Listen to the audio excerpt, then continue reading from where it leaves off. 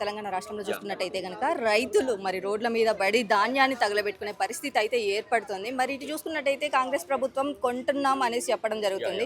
ఇటు బీజేపీ నేతలు ఏం చెప్తున్నారు అనేసి అంటే కాంగ్రెస్ పార్టీ కొనలేకపోతే కేంద్రానికి చెప్తే కేంద్రం అన్న కొంటుంది కదా అనేసి ధర్నాలు ర్యాలీలు చేయడం జరుగుతుంది. ఇలా అనుకునే బదులు బీజేపీ పార్టీ కేంద్రం నుంచి కొనొచ్చు కదా, అసలు ఎందుకు జాప్యం చేస్తుంది అనేసి అంటారు. ఇప్పుడు భారతీయ జనతా పార్టీకి మన తెలంగాణ రాష్ట్రం నుంచి 8 మంది ఎంపీలు ఉన్నారు, 2 కేంద్ర మంత్రులు ఉన్నారు. సో ఏంటంటే భారతీయ జనతా పార్టీలో ఏంటంటే ఒక్కరు కష్టపడితే 100 మంది సుఖపడతారు. సో ఇప్పుడు మళ్ళీ ఇప్పుడున్న 8 మంది ఎంపీలు అక్కడ పార్లమెంట్లో మాట్లాడవచ్చు కదా. వాళ్ళు పార్లమెంట్లో మాట్లాడి మళ్ళీ తెలంగాణ ప్రభుత్వంలో ఇక్కడ రైతులు ఇట్లా ఇన్ని కష్టాలు పడుతున్నారు, ఇన్ని బాధలు పడుతున్నారు. వాళ్ళు ఇప్పుడు మొక్కజొన్న ఇప్పుడు పండే సీజన్ ఇది, మళ్ళీ వాళ్ళు లాస్ అయిపోతారు. మనం చొరవ తీసుకొని మళ్ళీ అక్కడ వాళ్ళ ఇవైతే ఉన్నాయో రైతులకు సంబంధించిన ధాన్యాన్ని కానీ అవి కొంటే బాగుంటుందని నా అభిప్రాయం. ఆల్రెడీ రేవంత్ అని అయితే చెప్పిండు, మేము రైతులకు అనుకూలంగా ఉన్నాం, మేము కొంటామని అయితే రేవంత్ అని హామీ ఇచ్చినాడు. సో ఏదేమైనా సరే భారతీయ జనతా పార్టీ ఇక్కడ ధర్నాలు రాస్తారోకోలు చేయకుండా వాళ్ళు ప్రజాక్షేత్రంలో ఉండి ప్రజలకు మేలు చేస్తే బాగుంటుంది, ముఖ్యంగా రైతులకు మేలు చేస్తే ఇంకా బాగుంటుంది. ఇంకోటి కాంగ్రెస్ పార్టీ ప్రభుత్వం తెలంగాణ రాష్ట్రంలో ఎట్లా సాగుతుంది, పరిపాలన ఎట్లుంది అసలు? కాంగ్రెస్ పార్టీ పరిపాలన ఇప్పుడు ప్రజెంట్ అయితే ఇప్పుడు 2.5 years అయింది. ఇప్పుడైతే బాగానే ఉంది. ఇంకా ఇంకా ఇంకా సమయం ఉంది కదా, ఇంకా 2.5 years ఉంది కదా.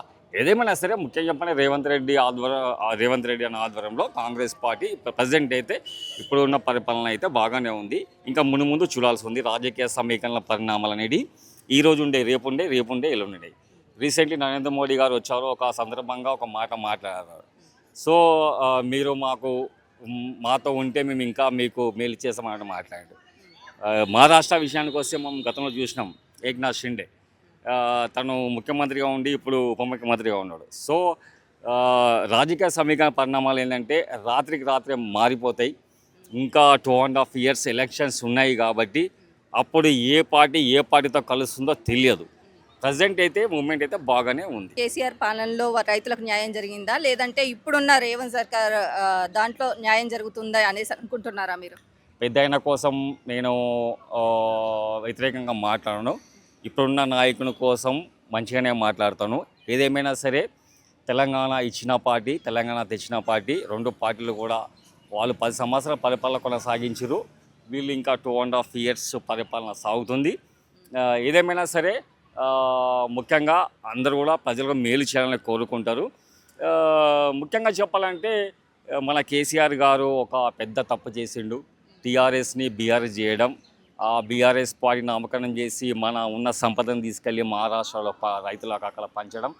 ఏదేమైనా సరే నరేంద్ర మోడీ గారితో ఢీకొనడం అది ప్రజలకు నచ్చలేదు. అది ఏంటంటే టీఆర్ఎస్ పార్టీగానే ఉండి ఈ రాష్ట్రం కోసమే ఆయన పోరాటం చేస్తే బాగుండేది. కాకపోతే తను ఏమనుకున్నంటే ఇక్కడ కేటీఆర్ గారిని ముఖ్యమంత్రి చేసి ఆయన కేంద్ర రాజకీయాలకు వెళ్దాం అనుకున్నాడు. కానీ అంచనాలు తారుమారైపోయినాయి. సో ఏదేమైనా సరే తను అనుకుంటూ లైఫ్ లాంగ్ నేనే ముఖ్యమంత్రిగా ఉంటానని. కాకపోతే తను ఒక మాట చెప్పిండు, ప్రజలకు మనం మంచిగా ఉంటారు, లేకపోతే కరువాత పెడతారు అనేసి. సో మరి ఆ పెద్ద నాకు జరిగింది. సో తను కొద్దిమంది రాజకీయంలో మామూలుగా చిన్నపిల్లల్ని గౌరవించాలి, ఆ చిన్నపిల్లలకి చెప్తాం, ఆ పెద్దలని గౌరవించాలి అని చెప్తాం. కానీ రాజకీయంలో మాత్రం అట్లా ఉండదు. రాజకీయంలో ఆడు 20 సంవత్సరాలు ఉన్నా సరే 70 సంవత్సరాలను కూడా బీట్ చేస్తాడు. సరే ఏదేమైనా సరే ఇప్పుడు ఫ్యూచర్లో అయితే మళ్ళీ ఎవరు ముఖ్యమంత్రి అవుతారో తెలియదు. బీఆర్ఎస్ పార్టీ నుంచి మళ్ళీ మన అక్క కూడా ఒక పార్టీ పెట్టింది ఇప్పుడు టీఆర్ఎస్ పార్టీ అని. వాళ్ళ కుటుంబంలోనే వాళ్ళకు సఖ్యత లేదు.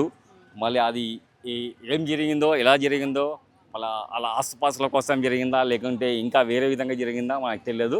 సో ఏదేమైనా సరే వాళ్ళు సెలబ్రిటీస్, రాజకీయ నాయకులు, మనం సామాన్యులుగా ఉంటాం. సో ఏదేమైనా సరే తెలంగాణ రాష్ట్ర రాజకీయాల్లో మాత్రం భవిష్యత్తులో రాజకీయ సమీకరణలు తీవ్రంగా ఉంటాయి. అవి భవిష్యత్తు నిర్ణయిస్తారు.